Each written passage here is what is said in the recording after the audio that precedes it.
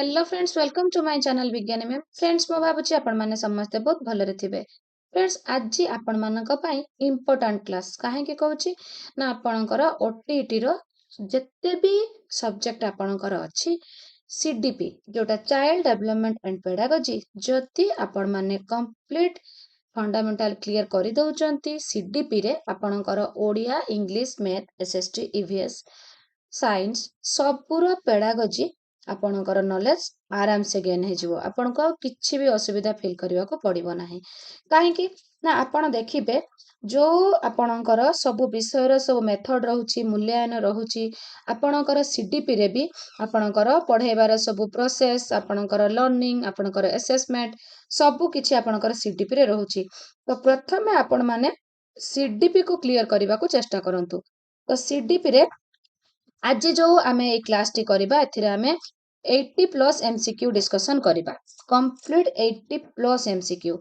तो फ्रेंड्स एटा हमरो आपनकर रहिबो जेति की क्वेश्चन मो डिस्कशन करबी आपण माने निजे फील करि परिबे सब सिलेक्टिव अछि एंड इंपोर्टेंट अछि आपनकर टीएलएम ऊपर या ऊपर तो मो थ्योरी क्लास ऑलरेडी अपलोड करि सारी छी आपनकर जो माने भी पेपर 1 देबे तेमानकर यूनिट 4 एंड जो माने आपनकर पेपर 2 देबे सेमानकर यूनिट 3 ताहारी ऊपर ए क्वेश्चन गुडी को अछि। तो आपण मानक पई एटा होची कंप्लीट सिलेक्टिव क्वेश्चन। तो फ्रेंड्स स्टार्ट करिबा। शिशु मानक अधिकार अधिनियम 2009 मुताबक प्रथम रु पंचम श्रेणी पर्यंत 60 जन छात्र छात्री थिले सर्वनिम्न केते जन शिक्षक नियुक्ति पाइबे। तो प्रथमे देखिबा हमकु प्राथमिक कथा कहूची प्रथम रु पंचम श्रेणी। तो प्राथमिक रे आपणकर थ्योरी क्लास रे बुझेइथिली आपणकर 30:1 एंड आपणकर षष्ठ रु अष्टम रे 35:1। तो आपणकर जो 30 कहिला आपणकर 30 पिला रे जणे शिक्षक। तो एठी कहिची 60 जन छात्र छात्री थिले ताले सर्वनिम्न केते जन शिक्षक नियुक्ति पाइबे 2 4 3 1। तो फ्रेंड्स आपणकर 60 जन छात्र छात्री माने 2 जन नियुक्ति पाइबे 30 30 60 पिला 2 जन शिक्षक।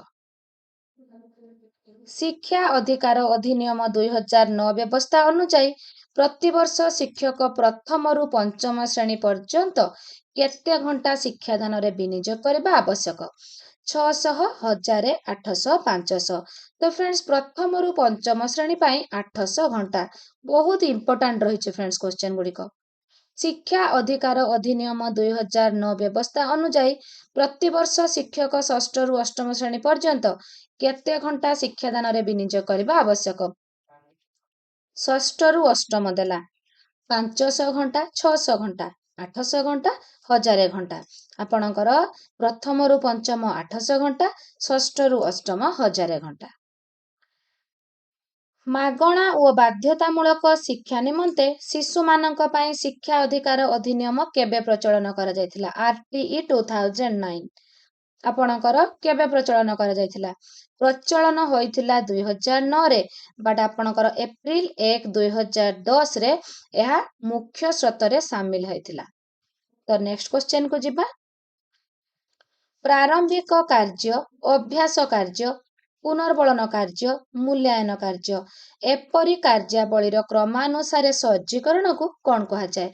तो फ्रेंड्स आपणकर एटा होची दक्षता भित्तिक शिक्षण रे रहउची दक्षता भित्तिक शिक्षण रे प्रति श्रेणी पाई जो दक्षता गुड़िक सजा हेकी रखा जाय थाए ताकू कहंती शिक्षण पथ। मने रखंतु फ्रेंड्स केवल आपण एमसीक्यू देखि पळेले हबनी जे गुड़िक मु आलोचना करूची भी सुनंतु आपणकर दक्षता गुड़िक जो भाग करिकि सब सीरियली रखा जायची ताकू कहंती शिक्षण पथ एंड प्रारंभिक कार्य अभ्यास कार्य पुनर्बलन कार्य मूल्यांकन कार्य याकू जो सीरियली आपणकर तळकू तळ सीरियली जो लाइन बाय लाइन सजेकी रखा जायची एही सज्जीकरण को कौन कहंती शिक्षण पथ नक्शा योजना शिक्षण सीडी बोली कहंती लर्निंग लेडर बोली कहंती।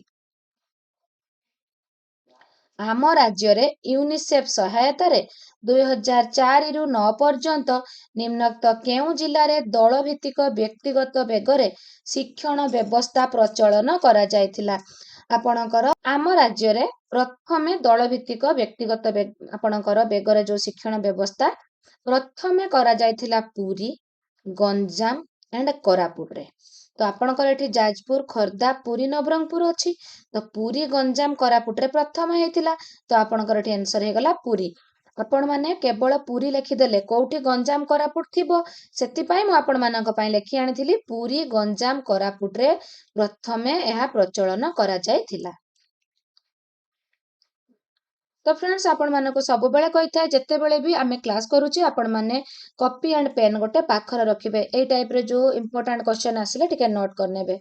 ନିମ୍ନୋକ୍ତ ମଧ୍ୟରୁ କେଉଁଟି ମୌଳିକ ଶିକ୍ଷାର ସୂଚକ? ମୌଳିକ ଶିକ୍ଷାର ପ୍ରଚଳନ କିଏ କରିଥିଲେ? ଆପଣଙ୍କର ମହାତ୍ମା ଗାନ୍ଧୀ କରିଥିଲେ ମୌଳିକ ଶିକ୍ଷାର ପ୍ରଚଳନ। ତାହା ପୁରା କମ୍ପ୍ଲିଟ ଥିଲା କର୍ମଭିତ୍ତିକ ଥିଲା। ତ ମୌଳିକ ଶିକ୍ଷାର ସୂଚକ କର୍ମଭିତ୍ତିକ 2012ରେ ମଧ୍ୟ ଆସିଥିଲା ଫ୍ରେଣ୍ଡସ୍। କେଉଁଟି ଦକ୍ଷତା ଭିତ୍ତିକ ଶିକ୍ଷାଦାନ ଶିକ୍ଷଣ ପ୍ରକ୍ରିୟା ସମ୍ପର୍କିତ ନୁହେଁ? ପ୍ରତ୍ୟେକ ଦକ୍ଷତା ପୂର୍ବ ଦକ୍ଷତା ଉପରେ ଆଧାରିତ ଏଣ୍ଡ ଆପଣଙ୍କର ସମସ୍ତ ଦକ୍ଷତା ଶିକ୍ଷାଦାନ ଓ ଶିକ୍ଷଣ କାର୍ଯ୍ୟ ଏକ ସଙ୍ଗେ କରାଯାଇଥାଏ। ଏଇଟା ତ କମ୍ପ୍ଲିଟ ଆପଣଙ୍କର ଭୁଲ ଅଛି।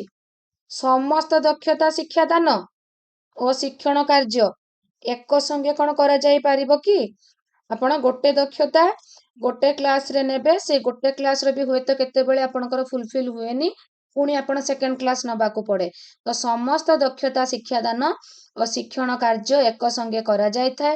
ଏଇଟା ହଉଛି ଆପଣଙ୍କର ଶିକ୍ଷାଦାନ ଶିକ୍ଷଣ ପ୍ରକ୍ରିୟା ସମ୍ପର୍କିତ ନୁହେଁ। ଏଇଟା ମଧ୍ୟ ଫ୍ରେଣ୍ଡସ୍ ଆପଣଙ୍କର ସିଲେକ୍ଟିଭ ଅଛି। ତ ଫ୍ରେଣ୍ଡସ୍, ଆଜି ଯୋଉ ଆମେ 80 ଡିସ୍କସନ କରିବା ଦେଖିବେ ସବୁ ସିଲେକ୍ଟିଭ। ଏକ୍ଜାମ ଦେଇ ଆସିଲେ ମତେ କହିବେ, ନିଶ୍ଚୟ ତ ଆ ଭିତରୁ ଆପଣଙ୍କର କ୍ୱେଶ୍ଚନ ଆସିବ।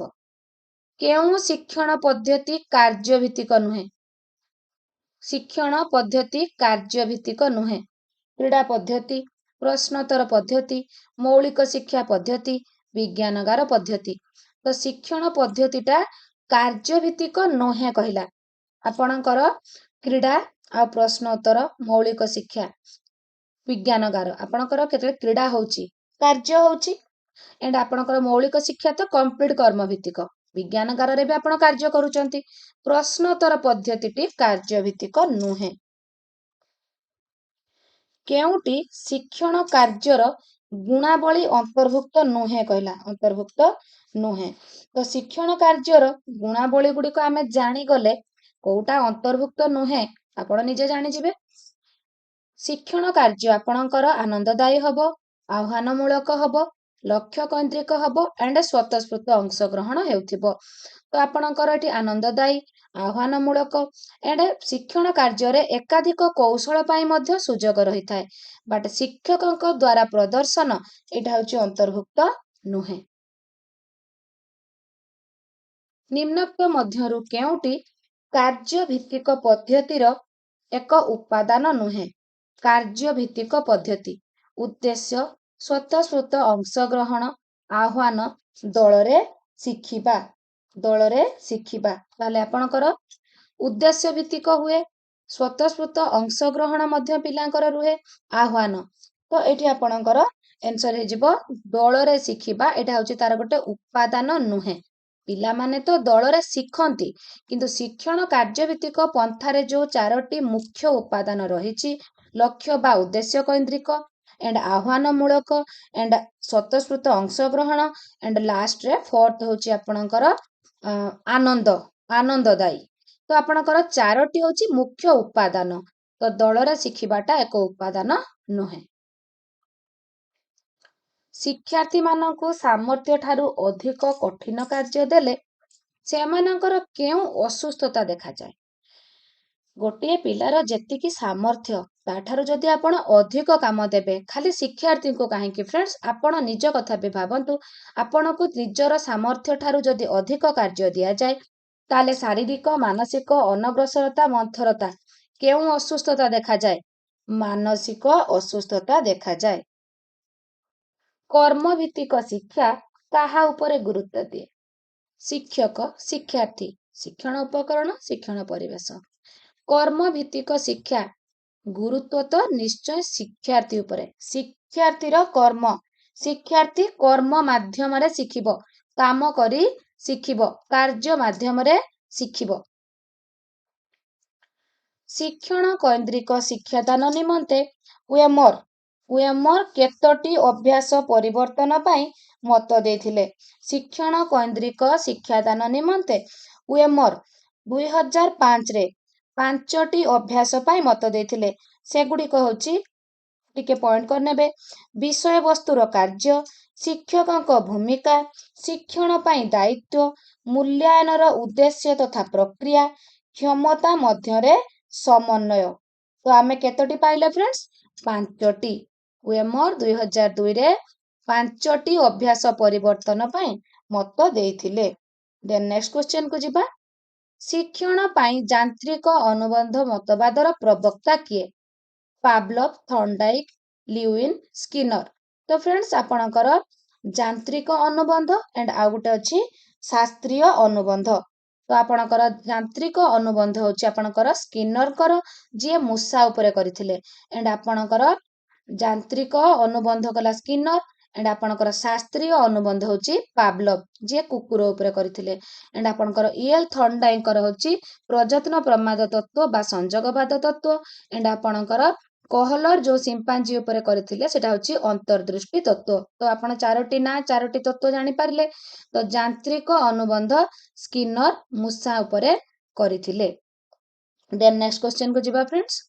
ଜଣେ ଛାତ୍ର ଗୃହ କାର୍ଯ୍ୟ କରିବା ବେଳେ ଗୋଟିଏ ଗଣିତ ପ୍ରଶ୍ନ ଠିକ୍ ସମାଧାନ କରି ବେଶ ଆନନ୍ଦ ପାଇଲା ଓ ପରବର୍ତ୍ତୀ ପ୍ରଶ୍ନ ସମାଧାନ କରିବା ପାଇଁ ଆଗ୍ରହ ପ୍ରକାଶ କଲା। ଏହା କେଉଁ ନିୟମ ଉପରେ ଆଧାରିତ? ଆପଣଙ୍କର ଇଏଲ ଥର୍ଣ୍ଡାଇକଙ୍କର ପ୍ରଯତ୍ନ ପ୍ରମାଦ ତତ୍ତ୍ୱରେ ସେ 3ଟି ନିୟମ ପ୍ରଣୟନ କରିଥିଲେ। ଆପଣଙ୍କର ପ୍ରସ୍ତୁତି ନିୟମ, ଅଭ୍ୟାସ ନିୟମ ଏଣ୍ଡ ଫଳାଫଳ ନିୟମ। ତ ଆପଣଙ୍କର ଏଠି ହେଉଛି ଜଣେ ଛାତ୍ର ଗୃହ କାର୍ଯ୍ୟ କରିକି ଗଣିତ ପ୍ରଶ୍ନ ଯେ ସମାଧାନ ଠିକ୍ କରିଦେଇଛି ତାକୁ ଆନନ୍ଦ ଲାଗିଛି। ତ ତାର ଗଣିତ ସମାଧାନ କରିବା ପରେ ତାର ଯୋଉ ଫଳାଫଳଟା ସିଏ ଆନନ୍ଦ ପାଇଗଲା, ଯାହା ଫଳରେ ପରବର୍ତ୍ତୀ କାମ କରିବାକୁ ଆଗ୍ରହ ପାଇଲା। ତ ଏଠି ଆପଣଙ୍କର ହବ ଫଳାଫଳ ନିୟମ। ନିମ୍ନୋକ୍ତ କେଉଁଟି କାର୍ଯ୍ୟ ପଦ୍ଧତି ଭିତ୍ତିକ ଶିକ୍ଷଣର ଏକ ଉପାଦାନ ନୁହେଁ? କାର୍ଯ୍ୟ ପଦ୍ଧତି ଭିତ୍ତିକ। କାର୍ଯ୍ୟ ପଦ୍ଧତି କୋଉଟା? ଆପଣଙ୍କର ଆକ୍ଟିଭିଟି ବେସ୍ଡ। ତ ସେଟା ହେଉଛି ଉପାଦାନ ନୁହେଁ କୋଉଟା? ଅର୍ଥବୋଧକ ଶିକ୍ଷଣ, ଅପେକ୍ଷାକୃତ ସ୍ଥାୟୀ ଶିକ୍ଷଣ, ଆନନ୍ଦଦାୟୀ ଶିକ୍ଷଣ। ଠିକ ଅଛି। ଏଠି ଶିକ୍ଷକ ଖୁବ୍ ସକ୍ରିୟ, ଏଇଟା ହେଉଛି ଆପଣଙ୍କର ଭୁଲ, ଉପାଦାନ ନୁହେଁ। ଆପଣଙ୍କର ଆକ୍ଟିଭିଟି ବେସ୍ଡରେ ଶିକ୍ଷକ କେବଳ ଇନ୍ଧନ ଯୋଗାନ୍ତି, ବଟ୍ ଆପଣଙ୍କର ଶିକ୍ଷାର୍ଥୀ ଖୁବ୍ ସକ୍ରିୟ। ନିମ୍ନୋକ୍ତ କେଉଁ ପାଠ୍ୟକ୍ରମ ଉପରେ ଜନ୍ ଡ୍ୟୁ ଗୁରୁତ୍ୱ ଦେଇଥିଲେ? ଜନ୍ ଡ୍ୟୁ। ଆପଣଙ୍କର ଜନ୍ ଡ୍ୟୁଙ୍କର ପ୍ରଗତିବାଦୀ ବାସ୍ତବବାଦୀ ଚିନ୍ତାଧାରା ଉପରେ ପର୍ଯ୍ୟବେସିତ ଆପଣଙ୍କର ପ୍ରକଳ୍ପ ଭିତ୍ତିକ ଶିକ୍ଷାଦାନ, ଯୋଉଟା ଆପଣଙ୍କର ପ୍ରୋଜେକ୍ଟ। ଏଣ୍ଡ 1918ରେ କିଲପାଟ୍ରିକ୍ ପ୍ରକଳ୍ପ ଭିତ୍ତିକକୁ ପଦ୍ଧତିକୁ ପ୍ରବର୍ତ୍ତନ କରିଥିଲେ। ଏଣ୍ଡ 1930ରେ ଜର୍ଜ ଷ୍ଟିଭେନସନ ଏହାକୁ ଅଧିକ ଫଳବତୀ କରିଥିଲେ। ତ ଫ୍ରେଣ୍ଡସ୍ ଆପଣଙ୍କର ଜନ୍ ଡ୍ୟୁ ଗୁରୁତ୍ୱ ଦେଇଥିଲେ କୋଉଥିରେ? ପ୍ରକଳ୍ପ ଭିତ୍ତିକ ପଦ୍ଧତି। କେଉଁ ପାଠ୍ୟକ୍ରମକୁ ଏକ ଉନ୍ନତ, ପ୍ରଗତିଶୀଳ ଓ କଲ୍ୟାଣକାରୀ ପାଠ୍ୟକ୍ରମ ଭାବେ ବିବେଚନା କରାଯାଏ? ତ ଫ୍ରେଣ୍ଡସ୍ ଦେଖନ୍ତୁ, ଉନ୍ନତ, ପ୍ରଗତିଶାଳୀ ଓ କଲ୍ୟାଣକାରୀ ପାଠ୍ୟକ୍ରମ। ଅନୁବନ୍ଧ, ଶିଶୁ କୈନ୍ଦ୍ରିକ, ପ୍ରକଳ୍ପ, ଅଭିଜ୍ଞତା ଭିତ୍ତିକ। ତ ଫ୍ରେଣ୍ଡସ୍ ଆପଣଙ୍କର ପ୍ରକଳ୍ପ। ବିଶ୍ଳେଷଣର ଠିକ୍ ବିପରୀତ କାର୍ଯ୍ୟ। ବିଶ୍ଳେଷଣ ଆପଣଙ୍କର ଗଣିତର ବି ପଦ୍ଧତି ରହିଛି, ସେଥିପାଇଁ ଆପଣଙ୍କୁ କୁହେ CDP ପଢିଲେ ଆପଣଙ୍କର ସବୁ ପେଡାଗୋଜି ବୁଝିବା ଇଜି ହେଇଯିବ। ତ ବିଶ୍ଳେଷଣ ସଂଶ୍ଳେଷଣ ଆପଣ ଏଠି ପାଇଲେ, ଆପଣ ମ୍ୟାଥମେଟିକ୍ସରେ ବି ପଦ୍ଧତି ଭିତରେ ରହିଛି।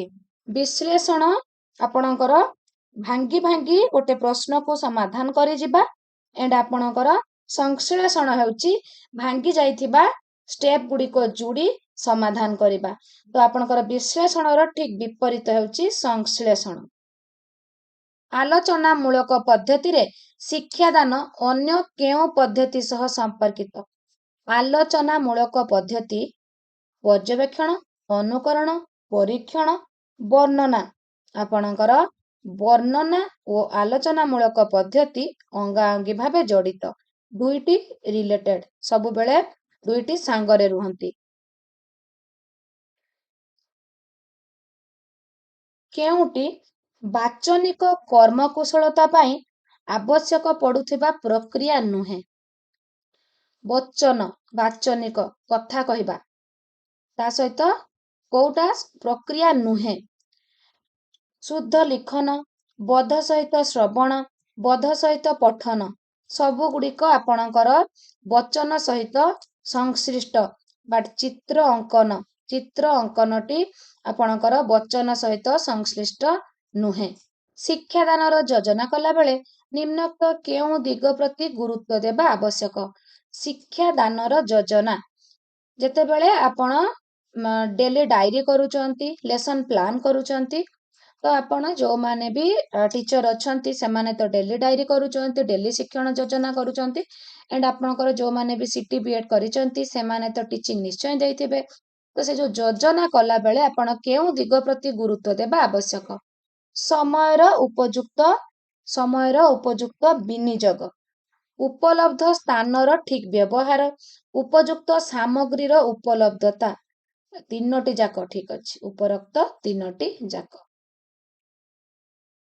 ଶିକ୍ଷକ ଶ୍ରେଣୀରେ ନିମ୍ନୋକ୍ତ କେଉଁ ପ୍ରକାର ପ୍ରଶ୍ନ ପଚାରିବା ଦ୍ୱାରା ପିଲାମାନଙ୍କର ପର୍ଯ୍ୟବେକ୍ଷଣ ଦକ୍ଷତା ବୃଦ୍ଧି ପାଇଥାଏ? ଅବଜରଭେସନ। କେଉଁ ପ୍ରଶ୍ନ ପଚାରିଲେ ପିଲା ଅବଜର୍ଭ କରିବାକୁ ଇଚ୍ଛା କରନ୍ତି? ଅନୁସନ୍ଧାନମୂଳକ, ଜ୍ଞାନାତ୍ମକ, କ୍ଷୁଦ୍ର ଉତ୍ତରମୂଳକ, ଦୀର୍ଘ ଉତ୍ତରମୂଳକ। ଅନୁସନ୍ଧାନମୂଳକ ପ୍ରଶ୍ନ ପଚାରିଲେ ପିଲାମାନଙ୍କର ଅବଜରଭେସନ କରିବାର ଏବିଲିଟିଟା ବଢିଥାଏ। ଶିଶୁର ଆଗ୍ରହ, ଉନ୍ମାଦନା, ପ୍ରତିଭା, ସାମର୍ଥ୍ୟକୁ ନେଇ ପ୍ରସ୍ତୁତ କରାଯାଇଥିବା ପାଠ୍ୟକ୍ରମକୁ କ'ଣ କହନ୍ତି? ତ ଆପଣଙ୍କର ଶିଶୁର ଆଗ୍ରହ, ତାର ଆବଶ୍ୟକତା, ତାର ପ୍ରତିଭା, ତାର ସାମର୍ଥ୍ୟ, ୟାକୁ ସବୁ କୋଉଥିରେ ଧ୍ୟାନ ଦିଆଯାଇଥାଏ? ଆଗରୁ ବହୁତ ଥର କହିଛି ଫ୍ରେଣ୍ଡସ୍, ଚାଇଲ୍ଡ ସେଣ୍ଟର୍ଡ, ଆପଣଙ୍କର ଶିଶୁ କୈନ୍ଦ୍ରିକରେ। ଶ୍ରେଣୀରେ ମୁଖ୍ୟତଃ କେତେ ପ୍ରକାରର ଦଳ ଗଠନ କରାଯାଏ? ଶ୍ରେଣୀରେ ମୁଖ୍ୟତଃ ଆପଣଙ୍କର ସମଜାତୀୟ ଦଳ ଏଣ୍ଡ ବିଷମ ଜାତୀୟ ଦଳ, ଦୁଇ ପ୍ରକାର ଦଳ ଗଠନ କରାଯାଏ। ତ ଏବେ ଆପଣଙ୍କ ମନକୁ ପ୍ରଶ୍ନ ଆସୁଥିବ, ଯୋଉମାନେ ମୋର ପ୍ରିଭିୟସ୍ କ୍ଲାସ୍ କରିନଥିବେ ସେମାନଙ୍କ ମନକୁ ପ୍ରଶ୍ନ ଆସୁଥିବ, ସମଜାତୀୟ ଦଳ କ'ଣ, ବିଷମ ଜାତୀୟ ଦଳ କ'ଣ? ତ ଫ୍ରେଣ୍ଡସ୍, ଆପଣଙ୍କର ଆପଣ ଗୋଟିଏ କ୍ଲାସରେ 3 ପ୍ରକାର ପିଲା ଥାନ୍ତି, ହାଇ ଆଚିଭର ଏଣ୍ଡ ଆପଣଙ୍କର ମିଡିୟମ ଏଣ୍ଡ ଆପଣଙ୍କର ଲୋ। ତ ଏଇ 3ଟା ଦଳକୁ ଯଦି ଆପଣ ସେପାରେଟ 3ଟି ଦଳ କରିଦେବେ ତ ସେମାନେ ହେଇଗଲେ ସମଜାତୀୟ। ଯୋଉମାନେ ଭଲ ପିଲା ଗୋଟେ ଦଳ, ମଧ୍ୟମ ଗୋଟେ ଦଳ, ଯୋଉମାନେ ଭଲ ପଢୁନାହାନ୍ତି ସେମାନଙ୍କ ପାଇଁ ଗୋଟେ ଦଳ। ତ ସେଠି ସମାନ ଜାତି ବସିଗଲେ ସେମାନେ ଗୋଟେ ଗୋଟେ ଦଳର। ତ ଶିକ୍ଷକ କ'ଣ କରିବେ ନା, ଯୋଉ ପିଲା ହାଇ ଆଚିଭର ସେମାନଙ୍କ ପାଇଁ ତାଙ୍କ ଲେବୁଲର ଆକ୍ଟିଭିଟି ଦେବେ, ଯୋଉମାନେ ମିଡିୟମ ତାଙ୍କ ଲେବୁଲର ଆକ୍ଟିଭିଟି ସେମାନଙ୍କୁ ଅଲଗା ଦେବେ, ଏଣ୍ଡ ଯୋଉମାନେ ଲୋ ଲେବୁଲ ଅଛନ୍ତି ସେମାନଙ୍କ ପାଇଁ ଅଲଗା ଆକ୍ଟିଭିଟି ଦେବେ। ବଟ୍ ଫ୍ରେଣ୍ଡସ୍, ଆପଣଙ୍କର ଏଟା ହଉଛି ସମଜାତୀୟ ଦଳ। ଏଣ୍ଡ ବିଷମ ଜାତୀୟ କ'ଣ? ଶିକ୍ଷକ କ'ଣ କରିବେ ନା, ପ୍ରତି ଦଳରେ କିଛି ହାଇ ଆଚିଭର, କିଛି ମିଡିୟମ ପିଲା ଏଣ୍ଡ କିଛି ଲୋ ପିଲା ରଖିବେ। ତ ଏଇ ଯୋଉ ସମସ୍ତଙ୍କୁ ମିଶେଇ ଦଳ କଲେ ସବୁ ସ୍ତରର ପିଲାଙ୍କୁ, ଏଟା ହଉଛି ବିଷମ ଜାତୀୟ ଦଳ। ଫ୍ରେଣ୍ଡସ୍, ଆପଣମାନଙ୍କୁ କହି ରଖେ, ଆପଣଙ୍କର ଶିକ୍ଷା ବ୍ୟବସ୍ଥାରେ ଆଗରୁ ମଲ୍ଟି ଗ୍ରେଡ୍ ଟିଚିଂ ଉପରେ ବେଶୀ ଇମ୍ପୋର୍ଟାନ୍ସ ଥିଲା, ଏବେ ମଲ୍ଟି ଲେବୁଲ ଟିଚିଂ ଉପରେ ଇମ୍ପୋର୍ଟାନ୍ସ ରହୁଛି। ତ ମଲ୍ଟି ଲେବୁଲ ହଉଛି ବହୁ ସ୍ତର ଶିକ୍ଷାଦାନ। ଏବେ ଆପଣଙ୍କର ବିଦ୍ୟାଳୟ ସ୍ତରରେ ଗୋଟେ ନୂଆ ଆସିଛି, ପଢିବା ଗଢିବା ଓଡ଼ିଶା। ତ ଏଥିରେ ଆପଣଙ୍କର କୁହାଯାଉଛି 8ମ ପର୍ଯ୍ୟନ୍ତ ପିଲାମାନଙ୍କୁ ସ୍ତର ଅନୁସାରେ ବସେଇ ସେମାନଙ୍କର ପଠନ ଦକ୍ଷତାକୁ ବିକାଶ କରିବା। ସେଠି ଆପଣ ଶ୍ରେଣୀ ଦେଖିବେନି, ମଲ୍ଟି ଗ୍ରେଡ୍ ଦେଖିବେନି, ଆପଣ ଲେବୁଲ ଦେଖେଇକି ବସେଇବେ। ବରଂ ସେଠି 6ଠ, 7ମ, 8ମ 4ଟା 5ଟା ଶ୍ରେଣୀ ବସିଥାନ୍ତୁ, 4ଟା 5ଟା ଶ୍ରେଣୀରୁ ସ୍ତର କରିଦେବେ। ହାଇ ମାନଙ୍କୁ ଗୋଟେ ଦଳ, ମିଡିୟମ ଗୋଟେ, ଲୋ ଗୋଟେ, ଏମିତି କରିକି କରିବା ପାଇଁ ଏବେ ଗୋଟେ ନୂଆ ଆପଣଙ୍କର କାର୍ଯ୍ୟକ୍ରମ ଚାଲିଛି। ତ ଶ୍ରେଣୀରେ ମୁଖ୍ୟତଃ କେତେ ପ୍ରକାର ଦଳ ଗଠନ କରାଗଲା? ତାହେଲେ 2 ପ୍ରକାର, ସମଜାତୀୟ, ବିଷମ ଜାତୀୟ। ଯେଉଁ ଶିକ୍ଷାର୍ଥୀମାନେ କୌଣସି ବିଷୟକୁ ଖୁବ୍ ଶୀଘ୍ର ଅଧିକ ଅଭିଜ୍ଞତା ହାସଲ କରିପାରନ୍ତି ସେମାନେ ନିମ୍ନୋକ୍ତ କେଉଁ ଶ୍ରେଣୀରେ ଅନ୍ତର୍ଭୁକ୍ତ? ଖୁବ୍ ଶୀଘ୍ର ଅଧିକ ଅଭିଜ୍ଞତା ଶୀଘ୍ର ହାସଲ କରୁଛନ୍ତି। ଦ୍ରୁତ, ମନ୍ଥର, ଶାରୀରିକ ବିକଳାଙ୍ଗ, ସାଧାରଣ, ଏମାନଙ୍କୁ ଦ୍ରୁତ ଶିକ୍ଷାर्थୀ କୁହାଯିବ। ନିମ୍ନୋକ୍ତ କେଉଁ ମନୋବିଜ୍ଞାନିକ ମତାନୁସାରେ ଶିକ୍ଷାଦାନରେ ଶିକ୍ଷାର୍ଥୀମାନଙ୍କର ପ୍ରତ୍ୟକ୍ଷ ଅନୁଭୂତି ସୃଷ୍ଟି ହିଁ ଶିକ୍ଷକଙ୍କର ସର୍ବପ୍ରଥମ ଲକ୍ଷ୍ୟ ଓ ଉଦ୍ଦେଶ୍ୟ ହେବା ଉଚିତ? ଏଡଗାର Dell, ହିଲ୍ଡା tawa, Rossouw, zone Diu. ଶିକ୍ଷାଦାନର ଶିକ୍ଷାର୍ଥୀମାନଙ୍କର ପ୍ରତ୍ୟକ୍ଷ ଅନୁଭୂତି ସୃଷ୍ଟି। କେତେବେଳେ ଶିକ୍ଷକ ଶିକ୍ଷାଦାନ ଦଉଛନ୍ତି ତ ତାଙ୍କର ପିଲାଙ୍କର ପ୍ରତ୍ୟକ୍ଷ ଅନୁଭୂତି କେମିତି ହବ? ଆପଣଙ୍କର ପ୍ରତ୍ୟକ୍ଷ ଅନୁଭୂତି ଆପଣଙ୍କର ଜିନ୍ ପିଆଜେଟ୍ କହୁଛନ୍ତି ଆପଣଙ୍କର 6 ବର୍ଷରୁ 11 ବର୍ଷ ପର୍ଯ୍ୟନ୍ତ ପିଲାମାନଙ୍କୁ ପ୍ରତ୍ୟକ୍ଷ ଅନୁଭୂତି ମୂର୍ତ୍ତ ଧାରଣା ମାଧ୍ୟମରେ ଶିକ୍ଷାଦାନ ଦବା ପାଇଁ ଏଣ୍ଡ 12 ବର୍ଷ ପାଖରୁ ଉପରକୁ ସେମାନେ ଅମୂର୍ତ୍ତ ଧାରଣାରେ ଶିକ୍ଷା ପାଇପାରିବେ। ତ 6ରୁ 11 ଯୋଉ ପିଆଜେଟ୍ କହୁଛନ୍ତି ମୂର୍ତ୍ତ ଧାରଣା ବେଳେ ବେଳେ ପଡେ, ବୟସ ପଡିଲେ ଆପଣ 6ରୁ 11 ଲେଖିବେ, ବେଳେ ବେଳେ ପଡେ କେଉଁ ଶିକ୍ଷାର୍ଥୀ ପ୍ରାଥମିକ ନା ଉଚ୍ଚ ପ୍ରାଥମିକ ନା ମାଧ୍ୟମିକ। ତ ପ୍ରାଥମିକ ଶିକ୍ଷାର୍ଥୀ ମାନଙ୍କୁ ଆପଣଙ୍କ ପ୍ରତ୍ୟକ୍ଷ ଅନୁଭୂତି ବା ବାସ୍ତବ ଧାରଣାରେ ଶିକ୍ଷା ଦେବେ, ମୂର୍ତ୍ତ ଧାରଣାରେ। ତ ଏଠି କିନ୍ତୁ ଆପଣଙ୍କର ପ୍ରତ୍ୟକ୍ଷ ଅନୁଭୂତି ସୃଷ୍ଟି ହିଁ ଶିକ୍ଷକଙ୍କର ସର୍ବପ୍ରଥମ ଲକ୍ଷ୍ୟ ଉଦ୍ଦେଶ୍ୟ ହେବା ଉଚିତ। ଏଟା କିଏ କହିଛନ୍ତି? ଏଡଗାର ଡେଲ୍ କହିଛନ୍ତି। ଏଡଗାର ଡେଲ୍ କହୁଛନ୍ତି ଯେତେବେଳେ ଆପଣ ଟିଚିଂ ଦେବେ ପିଲାଙ୍କୁ, ଆପଣ ମୁହଁରେ ବହି ଧରିକି ଖାଲି ପଢେଇ ଦେବେ ନାହିଁ, ଆପଣ ସେଠି କିଛି ଟିଚିଂ ଲର୍ଣ୍ଣିଂ ମେଟେରିଆଲ୍ସ ୟୁଜ୍ କରିବେ। TLM, ଏଡଗାର ଡେଲ୍ଙ୍କର ଅଭିଜ୍ଞତାର ଶଙ୍କୁରେ ସେ TLM ର ସୋପାନ ଗୁଡିକ ବୁଝେଇଛନ୍ତି। ଏଡଗାର ଡେଲ୍ଙ୍କର ଅଭିଜ୍ଞତାର ଶଙ୍କୁ।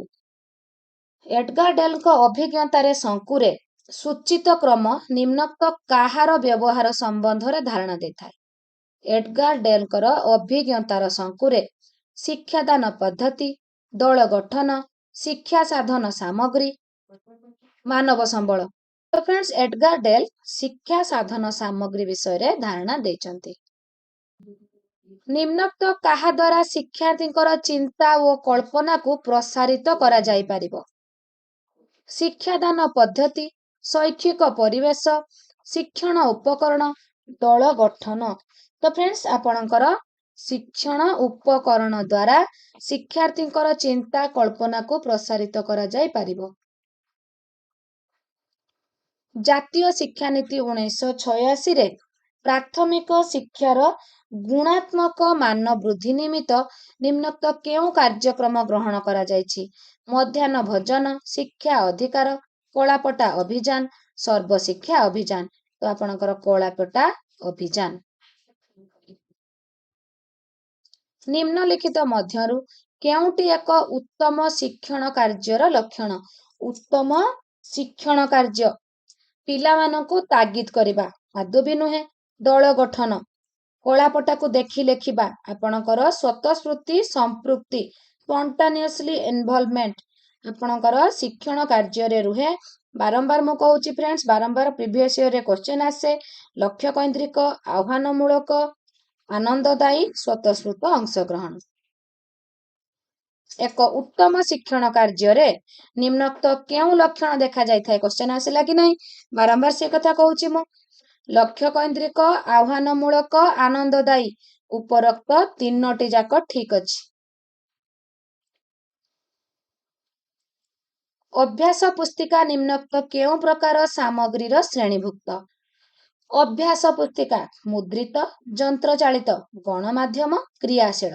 ମୁଦ୍ରିତ। ଦେନ୍ ଦେଖିବା, ଗୋଟେ କଥା ମୋର ମନେ ପଡିଲା କହି ରଖେ ଫ୍ରେଣ୍ଡସ୍, TLM ର ଯୋଉ ମୁଁ କ୍ଲାସ୍ ନେଇଥିଲି, କେବଳ ଗୋଟିଏ TLM ର ଥିଓରି କ୍ଲାସ୍, ସେଥିରେ ଥିଲା ବହି ହେଉଛି, ପାଠ୍ୟ ପୁସ୍ତକ ହେଉଛି ମୁଦ୍ରିତ ରୂପରେ ଜଣେ ଶିକ୍ଷକ। ପାଠ୍ୟ ପୁସ୍ତକ ହେଉଛି ମୁଦ୍ରିତ ରୂପରେ ଜଣେ ଶିକ୍ଷକ। ଆପଣଙ୍କର କେତେବେଳେ ବି କ୍ୱେଶ୍ଚେନ୍ ଆସିଯାଇପାରେ।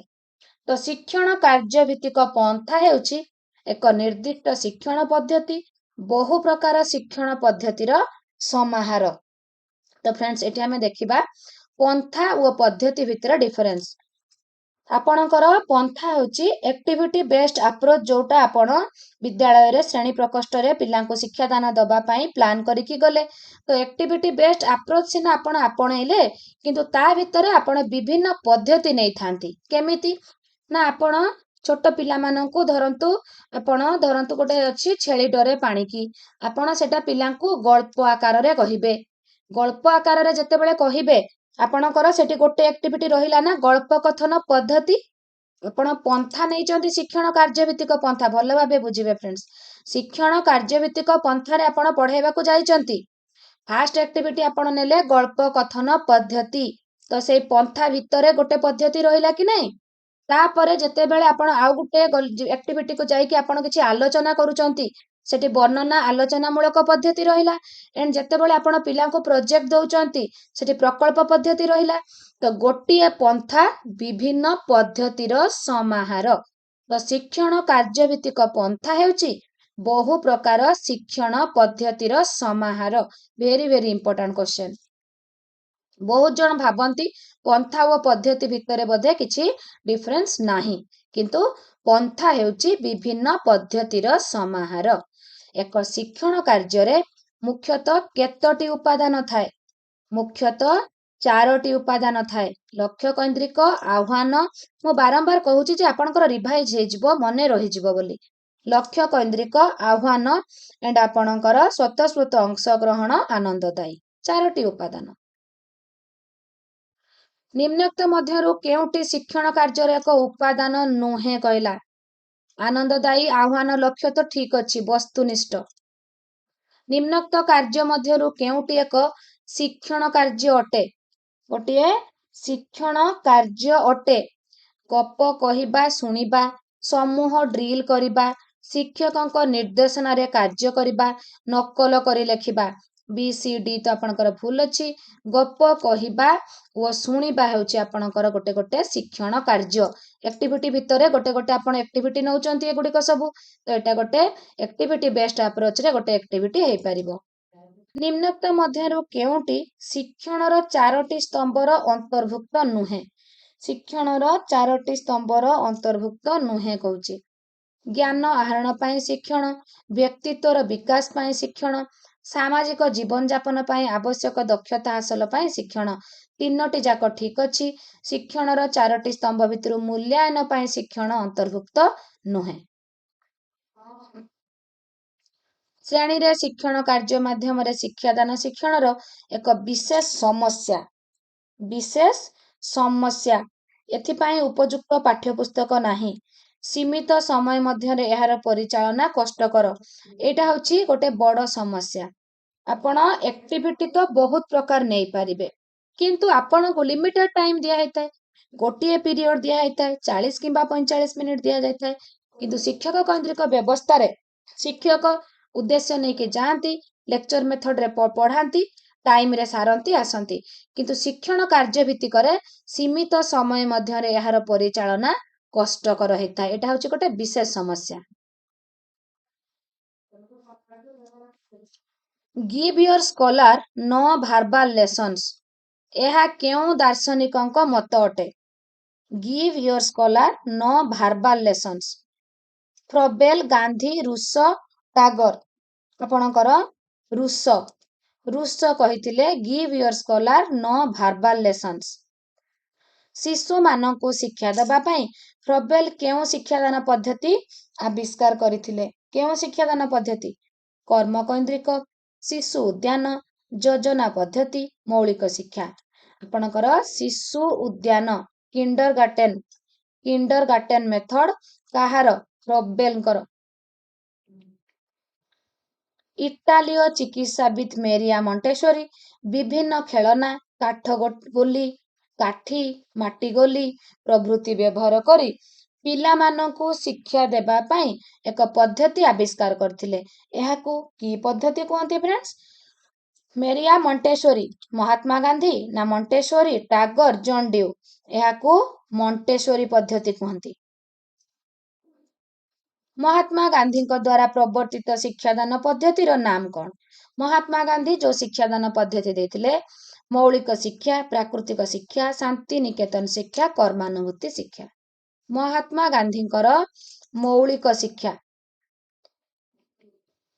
निम्नोक्त मध्यरु केउटी मौलिक शिक्षार मूल नीति अटे इंद्रिय माध्यम रे शिक्षा कर्म माध्यम रे खेल माध्यम रे आलोचना माध्यम रे ତ ମୌଳିକ ଶିକ୍ଷା ହେଉଛି କର୍ମ ମାଧ୍ୟମରେ ଶିକ୍ଷା। ରବୀନ୍ଦ୍ରନାଥ ଠାକୁରଙ୍କ ଦ୍ୱାରା ପ୍ରବର୍ତ୍ତିତ ଶିକ୍ଷାନୀତି। ରବୀନ୍ଦ୍ରନାଥ ଠାକୁରଙ୍କ ଦ୍ୱାରା ପ୍ରବର୍ତ୍ତିତ ଶିକ୍ଷାନୀତି ମୌଳିକ, ଯୋଜନା, କ୍ରୀଡ଼ା, ଶାନ୍ତିନିକେତନ। ଶାନ୍ତିନିକେତନ ରବୀନ୍ଦ୍ରନାଥ ଠାକୁରଙ୍କ ଦ୍ୱାରା ଶାନ୍ତିନିକେତନ ଶିକ୍ଷା। ମନୋବିଜ୍ଞାନୀ ବେଞ୍ଜାମିନ୍ ଏସ୍ ବ୍ଲୁମଙ୍କ ମତରେ କେତେ ପ୍ରକାର ମାନସିକ କ୍ରିୟା ଦ୍ୱାରା ବୌଦ୍ଧିକ ଶିକ୍ଷା ବିକଶିତ ହୁଏ? ଆପଣଙ୍କର ବେଞ୍ଜାମିନ୍ ଏସ୍ ବ୍ଲୁମ କହିଥିଲେ ଜ୍ଞାନ, ବୋଧ, ପ୍ରୟୋଗ, ବିଶ୍ଳେଷଣ, ସଂଶ୍ଳେଷଣ, ମୂଲ୍ୟାୟନ। 6 ପ୍ରକାର ମାନସିକ କ୍ରିୟା ଦ୍ୱାରା ବୌଦ୍ଧିକ ଶିକ୍ଷା ବିକଶିତ ହୁଏ। ଆମର ବ୍ଲୁମଙ୍କର ଟାକ୍ସୋନମି ସେଇଥିରେ ସିଏ କହିଥିଲେ ଆପଣଙ୍କର 6 ପ୍ରକାରର ଜ୍ଞାନ, ବୋଧ, ପ୍ରୟୋଗ, ସଂଶ୍ଳେଷଣ, ବିଶ୍ଳେଷଣ, ମୂଲ୍ୟାୟନ। ଅଭିଜ୍ଞତା ଭିତ୍ତିକ ମଡେଲ କେଉଁ ମନୋବିଜ୍ଞାନୀଙ୍କ ଦ୍ୱାରା ପ୍ରସ୍ତୁତ ହୋଇଥିଲା? ଅଭିଜ୍ଞତା ଭିତ୍ତିକ ମଡେଲ ଆପଣଙ୍କର ଅଭିଜ୍ଞତା ଭିତ୍ତିକ ମଡେଲ ଡେଭିଡ କଲ୍ କରିଥିଲେ। ସେ 4 ପ୍ରକାର ଶିକ୍ଷଣ ଶୈଳୀ କହିଥିଲେ। ମୂର୍ତ୍ତ ଅଭିଜ୍ଞତା, ଅମୂର୍ତ୍ତ ଧାରଣା, ସେହିପରି ଅନ୍ୟ 2ଟି ପନ୍ଥା ହେଲା ପ୍ରତିଫଳିତ ପର୍ଯ୍ୟବେକ୍ଷଣ, ସକ୍ରିୟ ପରୀକ୍ଷଣ। ଏହି 4ଟି ଶିକ୍ଷଣ ଶୈଳୀ ଆପଣଙ୍କର ଡେଭିଡ କଲ୍ କହିଥିଲେ। କୋଉଥିରେ? ତାଙ୍କର ଅଭିଜ୍ଞତା ଭିତ୍ତିକ ମଡେଲରେ। ଅଭିଜ୍ଞତା ଭିତ୍ତିକ ମଡେଲ ଡେଭିଡ କଲ୍। ଏଣ୍ଡ ଆପଣଙ୍କର ଏଡଗାର ଡେଲଙ୍କର କଣ କହିଥିଲି? ଏଡଗାର ଡେଲଙ୍କର ଅଭିଜ୍ଞତାର ଶଙ୍କୁ।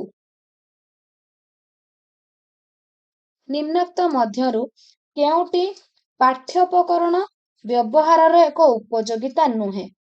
ପାଠ୍ୟ ଉପକରଣ ବ୍ୟବହାରର ଉପଯୋଗିତା ନୁହେଁ।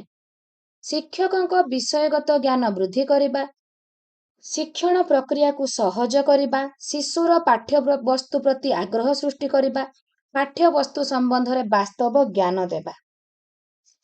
ପାଠ୍ୟ ଉପକରଣ ବ୍ୟବହାରର ଉପଯୋଗିତା ଆଗେ ଯେଗୁଡ଼ା ଠିକ୍ ହେଇଥିବ, ଯୋଉଟା ଭୁଲ ଥିବ ସେଇଟା। ଶିକ୍ଷଣ ପ୍ରକ୍ରିୟାକୁ ସହଜ କରେ ପାଠ୍ୟ ଉପକରଣ, ଶିଶୁର ପାଠ୍ୟ ବିଷୟବସ୍ତୁ ପ୍ରତି ଆଗ୍ରହ, ପାଠ୍ୟବସ୍ତୁ ସମ୍ବନ୍ଧରେ ବାସ୍ତବ ଜ୍ଞାନ ଆସେ ଟିଏଲଏମ୍ ୟୁଜ୍ କଲେ। ଶିକ୍ଷକଙ୍କ ବିଷୟଗତ ଜ୍ଞାନ ବୃଦ୍ଧି କରିବା, ଏଟା ତାର ଉପଯୋଗିତା ନୁହେଁ, ଏଟା ସିଲେକ୍ଟିଭ ଅଛି ଫ୍ରେଣ୍ଡସ୍। ନେକ୍ସଟ ଦେଖିବା, ନିମ୍ନୋକ୍ତ ମଧ୍ୟରୁ କେଉଁଟି ଏକ ମାତ୍ରାସୂଚକ ପାଠ୍ୟୋପକରଣ ଅଟେ? ମାତ୍ରାସୂଚକ ପାଠ୍ୟୋପକରଣ କଳାପଟା, ପ୍ରଦର୍ଶନ ବୋର୍ଡ, ସ୍ଥିର ଛବି, ପ୍ରତିରୂପ।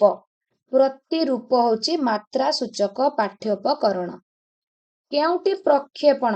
ଆପଣଙ୍କର ଉପକରଣ ହେଉଛି ପ୍ରକ୍ଷେପଣ, ଅଣପ୍ରକ୍ଷେପଣ। ପ୍ରକ୍ଷେପଣ ଯୋଉଟା ଆପଣଙ୍କର ପରଦାରେ ଯେଉଁ ଛବିକୁ ପ୍ରକ୍ଷେପିତ କରାଯାଉଛି ସେଗୁଡ଼ିକ ହେଉଛି ପ୍ରକ୍ଷେପଣ ବା ପ୍ରୋଜେକ୍ଟେଡ। ଏଣ୍ଡ ଯେଉଁଗୁଡ଼ିକ ପରଦାରେ ପକେଇ ହଉନି, ଆପଣ କେବଳ ଡ୍ରଇଂ ସିଟ୍ରେ ବନେଇଲେ କି କାର୍ଡବୋର୍ଡରେ ପେଣ୍ଟିଂ କଲେ, ଏଗୁଡ଼ିକ ସବୁ ହେଲା ଅଣପ୍ରକ୍ଷେପିତ। କିନ୍ତୁ ପ୍ରକ୍ଷେପିତ ଯେଉଁଗୁଡ଼ିକ ପରଦାରେ ପଡୁଛି, ଆପଣଙ୍କର ଯୋଉ ଚଳଚିତ୍ର ହେଲା କି କୌଣସି ଆପଣଙ୍କର ଯୋଉ ପ୍ରୋଜେକ୍ଟରରେ ଯୋଉ ବିଭିନ୍ନ ପ୍ରକାର ସବୁ ଫିଲ୍ମ କି ସବୁ ଛୋଟ ଛୋଟ ଶିକ୍ଷଣୀୟ ଜିନିଷ ସବୁ ଦେଖାଯାଏ, ସେଗୁଡ଼ିକ ହେଲା। ଏଠି ଯେମିତି ଦେଇଛି ଏପିଡାୟାସ୍କୋପ ହେଲା, ଏଗୁଡ଼ିକ ସବୁ ପ୍ରକ୍ଷେପଣ ଉପକରଣ। ତ ଫ୍ରେଣ୍ଡସ୍, ଯୋଉ ଫ୍ଲାନେଲ ବୋର୍ଡ ଦେଇଛି ଆପଣ କନଫର୍ମ ହେଇଯାଆନ୍ତୁ, ବହୁତ ଥର ଏକ୍ଜାମରେ ଆସେ। ଫ୍ଲାନେଲ ବୋର୍ଡ ହେଉଛି ଗୋଟିଏ କାନ୍ଥରେ ଲଗା ହେଇଥିବ ଗୋଟେ ବୋର୍ଡ, ସେଥିରେ ପିଲାମାନେ ଆଣିକି ସବୁ ବିଭିନ୍ନ ପ୍ରକାର ଡ୍ରଇଂ ହେଲା କି ସେମାନଙ୍କ ତାଙ୍କର କିଛି କୃତି ହେଲା ଯୋଉ ସବୁ ଲଗାନ୍ତି। ଆପଣ ବି ବିଭିନ୍ନ ପ୍ରକାର ଟିଏଲଏମ୍ ନେଇକି ପିଲାଙ୍କୁ ସେଠି ପିନରେ ଲଗେଇକି ଦେଖାନ୍ତି, ସେଟା ହେଉଛି ଫ୍ଲାନେଲ ବୋର୍ଡ। ତ ପ୍ରକ୍ଷେପଣ ଉପକରଣ, କଳାପଟା ତ ଅଣପ୍ରକ୍ଷେପିତ, ଫ୍ଲାନେଲ ବୋର୍ଡ ବି ଅଣପ୍ରକ୍ଷେପିତ, ମଡେଲ ବି ଅଣପ୍ରକ୍ଷେପିତ, ଏପିଡାୟାସ୍କୋପ ହେଉଛି ପ୍ରକ୍ଷେପିତ। କେଉଁଟି ଡେଲଙ୍କ ଅଭିଜ୍ଞତା ଶଙ୍କୁର ଶୀର୍ଷରେ ଥାଏ? ଅଭିଜ୍ଞତାର ଶଙ୍କୁ, ଏଡଗାର ଡେଲଙ୍କର ଅଭିଜ୍ଞତାର ଶଙ୍କୁ। ତ ଡେଲଙ୍କ ଅଭିଜ୍ଞତା ଶଙ୍କୁରେ ଉପରେ ଥାଏ ମୌଖିକ ସଂକେତ। ଦୃଶ୍ୟ ଶ୍ରାବ୍ୟ ଉପକରଣ ବ୍ୟବହାର ଦ୍ୱାରା କେଉଁଟି ସାଧିତ ହୋଇଥାଏ? ଦୃଷ୍ଟି ଶକ୍ତି ଶାଣିତ ହୁଏ, ଦେଖିବା ଶୁଣିବା ସମନ୍ୱୟ ରୁହେ, ଶ୍ରବଣ ଶକ୍ତି ଶାଣିତ ହୁଏ, ଉଭୟ ଦୃଷ୍ଟି ଓ ଶ୍ରବଣ ଶକ୍ତି ଶାଣିତ ହୁଏ। ନିମ୍ନୋକ୍ତ ମଧ୍ୟରୁ କେଉଁଟି ଏକ ପାଠ୍ୟ ଯୋଜନାର ଉପାଦାନ ନୁହେଁ? ଆପଣ ଯେତେବେଳେ ପ୍ଲାନ୍ କରୁଛନ୍ତି, ସେଠି ମୁଖ୍ୟ ଧାରଣା ଲେଖୁଛନ୍ତି, ଉପଧାରଣା ଲେଖୁଛନ୍ତି, ଉପକରଣ ଲେଖୁଛନ୍ତି, ଶ୍ରେଣୀ जो आपण परिचालना करूचंती एटा होची तार उपादान नुहे। डेल को अभिज्ञता शंकुर सर्वाग्रे कौन रही? सबुठो आगरे कौन रही आपणकर? मौखिक संकेत, प्रत्यक्ष अभिज्ञता, परोक्ष अभिज्ञता, दृश्य संकेत। आपणकर मौखिक संकेत। केउटी प्रक्षेपण उपकरण? प्रक्षेपण एबे कहिकी गली एपिडायस्कोप। निम्नोक्त मध्यरु केउटी एक मात्रा सूचक पाठ्योपकरण अटे? मात्रा सूचक पाठ्योपकरण कलापटा, प्रदर्शन बोर्ड, स्थिर छवि प्रतिरूप होची गोटे मात्रा सूचक पाठ्योपकरण। निम्नोक्त मध्यरु केउटी दृश्य उपकरण? टेलीविजन, रेडियो, ग्रामफोन, छवि। दृश्य उपकरण कोउटा फ्रेंड्स आपणकर? टेलीविजन, रेडियो, ग्रामफोन, छवि। आपणकर टेलीविजन होची दृश्य श्राव्य एंड रेडियो होची श्राव्य, ग्रामफोन होची भी केवल श्राव्य बट छवि होची दृश्य उपकरण। प्रदर्शन बोर्ड को केउ प्रकार उपकरण कहा जाए? प्रदर्शन आपण प्रदर्शन जो करूचंती विभिन्न अछि न्यूज लगे दिया जाए कि विभिन्न प्रकार चित्र लगे दिया जाए प्रदर्शन करा जाए ताको प्रदर्शन उपकरण कहा जाए। केउटी प्रदर्शन उपकरण नुहे? कलापटा, संवाद परिवेषण पट्टा, फ्लानेल पट्टा, चार्ट। आपणकर चार्ट गोटे प्रदर्शन उपकरण नुहे। निम्नोक्त मध्यरु केउटी चित्रण उपकरणर उदाहरण? चित्रण उपकरण स्थिर छवि, संवाद परिवेषण पट्टा, रेडियो, टेलीविजन। स्थिर छविटा गोटे चित्रित बा चित्रण उपकरण। निम्नोक्त मध्यरु केउटी दृश्य श्राव्य उपकरण नुहे कहला फ्रेंड्स? नुहे। दृश्य श्राव्य नुहे। टेलीविजन दृश्य श्राव्य, टेप रेकर्डर श्राव्य, चलचित्र दृश्य श्राव्य, नाटक अभिनय भी दृश्य श्राव्य। तो टेप रेकर्डर टी नुहे। भारत वर्षर विभिन्न शिक्षानुष्ठान पई पाठ्यक्रम केउ संस्था प्रस्तुत करे? भारत वर्षरे आपणकर टीई एवं एससीईआरटी, ओपेपा, एनसीईआरटी, एनसीटीई। तो फ्रेंड्स आपणकर एनसीईआरटी भारत वर्षर विभिन्न शिक्षानुष्ठान पई पाठ्यक्रम प्रस्तुत करे। निम्नोक्त मध्यरु केउटी क्रियाशील उपकरण नुहे? नाटक अभिनय, विभिन्न स्थान परिदर्शन, जंत्रपातिर व्यवहार, रेडियो। आपणकर रेडियो गोटे क्रियाशील उपकरण नुहे। एटा गोटे आपणकर केवल श्राव्य उपकरण। निम्नोक्त मध्यरु केउटी शिक्षा साधन सामग्रीर मुद्रित माध्यम नुहे? प्रिंट। पुस्तक, कार्य पुस्तक, अभ्यास पुस्तिका सबु तो प्रिंटेड। वीडियो टेप एटा मुद्रित नुहे। निम्नोक्त मध्यरु केउटी यंत्र चालित सामग्री नुहे? यंत्र चालित स्लाइड्स, ऑडियो टेप, पाठ्य खसड़ा, वीडियो टेप। यंत्र चालित नुहे कहूची। Slides, audio tape, video tape सबु तो यंत्र चालित। तो फ्रेंड्स आपणकर एठी रहिला कोन केवल पाठ्य खसड़ा सिलेबस एटा आपणकर यंत्र चालित सामग्री नुहे। निम्नोक्त मध्यरु केउटी एक शिक्षा उपकरण नुहे? मानचित्र, चलचित्र, रेडियो, डस्टर। तो आपणकर डस्टर गोटे शिक्षा उपकरण नुहे। अभिज्ञता भित्तिक पाठ्यक्रम रे काहा उपरे गुरुत्व दिया जाए? शिक्षक, शिक्षार्थी, पाठ्यपुस्तक, शिक्षण प्रक्रिया। अभिज्ञता भित्तिक पाठ्यक्रम रे आपण शिक्षार्थी उपरे गुरुत्व दिया जाए। शिक्षादान को सक्रिय, सरस और फलप्रद करबा पई निम्नोक्त केउटी एकांत आवश्यक? शिक्षादान पद्धति, दल गठन, शिक्षण उपकरण, शिक्षक शिक्षयित्री पारंगमता। तो सक्रिय, सरस, फलप्रद करबा पई शिक्षण उपकरणटी एकांत आवश्यक। जेउ शिक्षण सामग्री को देखी और सुनी शिक्षार्थी माने विद्या आहरण करती। तो फ्रेंड्स देखिबे भी शुणिबे भी ताहा निम्नोक्त केउ श्रेणी रो अंतर्भुक्त? ଶ୍ରାବ୍ୟ, ଦୃଶ୍ୟ ଶ୍ରାବ୍ୟ, କ୍ରିୟାଶୀଳ, ସ୍ୱପ୍ରସ୍ତୁତ। ଦେଖିବେ ଶୁଣିବେ, ଦୃଶ୍ୟ ଶ୍ରାବ୍ୟ ଉପକରଣ। ନିମ୍ନୋକ୍ତ ମଧ୍ୟରୁ କେଉଁଟି ମାତ୍ରା ସୂଚକ ଉପକରଣର ଏକ ଉଦାହରଣ ଅଟେ? ଆପଣଙ୍କର କଳାପଟା, ଫ୍ଲାନେଲ ପଟା, ଚଳଚ୍ଚିତ୍ର ଛବି। ଏଥିରେ ମାତ୍ରା ସୂଚକ ଉପକରଣ ଏଗୁଡିକ ନୁହେଁ। ଆପଣଙ୍କର ମଡେଲଟି ଗୋଟେ ମାତ୍ରା ସୂଚକ ଉପକରଣ। ସମ୍ବାଦ ପରିବେଷଣ ପଟା, ସେଥିରେ ସମ୍ବାଦ ସବୁ ନେଇକି ଅଠାରେ ହେଲା କି ପିନରେ ଲଗାଯାଏ। କେଉଁ ଶିକ୍ଷାଦାନ ଉପକରଣ ଏଟା? ମାତ୍ରା ସୂଚକ, ପ୍ରଦର୍ଶନ, ଚିତ୍ରଣ, କ୍ରିୟାଶୀଳ। ତ ଫ୍ରେଣ୍ଡସ୍ ଏଟା ହଉଛି ପ୍ରଦର୍ଶନ। ପ୍ରଦର୍ଶିତ କରାଯାଉଛି ସମ୍ବାଦ ଗୁଡ଼ିକ ପଟାରେ ଲଗେଇକି। କାର୍ଯ୍ୟ ମାଧ୍ୟମରେ ଭୂଗୋଳ, ଇତିହାସ, ବିଜ୍ଞାନ ଆଦି ବିଷୟରେ ଶିକ୍ଷାଦାନ। ନିମ୍ନୋକ୍ତ କେଉଁ ଶିକ୍ଷଣ ଉପକରଣ ଦ୍ୱାରା ସମ୍ଭବପର? କାର୍ଯ୍ୟ ମାଧ୍ୟମରେ ଯାହା ବି ହୁଏ ଫ୍ରେଣ୍ଡସ୍, ଆପଣଙ୍କର କ୍ରିୟାଶୀଳ, ପ୍ରଦର୍ଶନ, ମାତ୍ରା ସୂଚକ, ଚିତ୍ରଣ। କାର୍ଯ୍ୟ ମାଧ୍ୟମରେ ହେଲା ସେଟା ହଉଛି କ୍ରିୟାଶୀଳ। ଆପଣଙ୍କର ଉପକରଣ ପଢେଇଲା ବେଳେ TLM ରେ କହିଥିଲି ଦୃଶ୍ୟ ଶ୍ରାବ୍ୟ ଏଣ୍ଡ ଦୃଶ୍ୟ ଶ୍ରାବ୍ୟ ଏଣ୍ଡ ଆପଣଙ୍କର କ୍ରିୟାଶୀଳ। ପ୍ରକ୍ଷେପଣ, ଅଣପ୍ରକ୍ଷେପଣ, କ୍ରିୟାଶୀଳ କହିଥିଲି। ତ କ୍ରିୟାଶୀଳ ହେଲା ଆପଣଙ୍କର ଅଭିନୟ, ନାଚିବା, ଏଗୁଡିକ ସବୁ ହଉଛି କ୍ରିୟାଶୀଳ ଉପକରଣରେ ଯାଏ। ସ୍ୱଳ୍ପ ମୂଲ୍ୟ ସମ୍ପନ୍ନ ଶିକ୍ଷଣ ସାମଗ୍ରୀ କିପରି ପ୍ରସ୍ତୁତ କରାଯାଇ ପାରିବ? ତାହାର ଏକ ପ୍ରୋଗ୍ରାମ କାହା ଦ୍ୱାରା ପ୍ରସ୍ତୁତ କରାଯାଇଛି? UNICEF, IELO, UNESCO, ICJ। ତ ଫ୍ରେଣ୍ଡସ୍ ଆପଣଙ୍କର ୟୁନେସ୍କୋ ପ୍ରସ୍ତୁତ କରିଛି ସ୍ୱଳ୍ପ ମୂଲ୍ୟ ସମ୍ପନ୍ନ ଶିକ୍ଷଣ ସାମଗ୍ରୀ ଆପଣ କିପରି ପ୍ରସ୍ତୁତ କରିବେ ତାର ଏକ ପ୍ରୋଗ୍ରାମ। ନିମ୍ନୋକ୍ତ କେଉଁଟି ଗଣମାଧ୍ୟମ ଶିକ୍ଷଣ ସାମଗ୍ରୀର ଅନ୍ତର୍ଭୁକ୍ତ? Flannel board, radio, audio tape, video tape. ତ ଫ୍ରେଣ୍ଡସ୍ ଆପଣଙ୍କର ଗଣମାଧ୍ୟମ, flannel board, audio tape, video ଏଗୁଡିକ ସବୁ ଗଣମାଧ୍ୟମ ନୁହେଁ। ରେଡିଓ ହେଉଛି ଗଣମାଧ୍ୟମ। ପିଲାମାନଙ୍କର ଆବେଗିକ ବିକାଶ ପାଇଁ ନିମ୍ନୋକ୍ତ କେଉଁ କାର୍ଯ୍ୟ ଅବଲମ୍ବନ କରାଯାଇ ପାରିବ? ଆବେଗିକ ବିକାଶ, ଅଭିନୟ, ତର୍କ, ନାଟକ ରଚନା, ଗଦ୍ୟ ରଚନା। ଅଭିନୟ। ତ ଫ୍ରେଣ୍ଡସ୍ ଏଠି ଆମେ କମ୍ପ୍ଲିଟ 80 କ୍ୱେଶ୍ଚନ ଡିସ୍କସନ କରିଦେଲେ। ତ ଫ୍ରେଣ୍ଡସ୍ ଏମିତି ଆମେ ଆହୁରି ଇମ୍ପୋର୍ଟାଣ୍ଟ ସିଲେକ୍ଟିଭ କ୍ୱେଶ୍ଚନ ସବୁ ଡିସ୍କସନ କରିବା ଏଣ୍ଡ ସବୁ ଯେମିତି ଏକ୍ସାମ ଓରିଏଣ୍ଟେଡ ହେଇଥିବ। ତ ଆଜି ପାଇଁ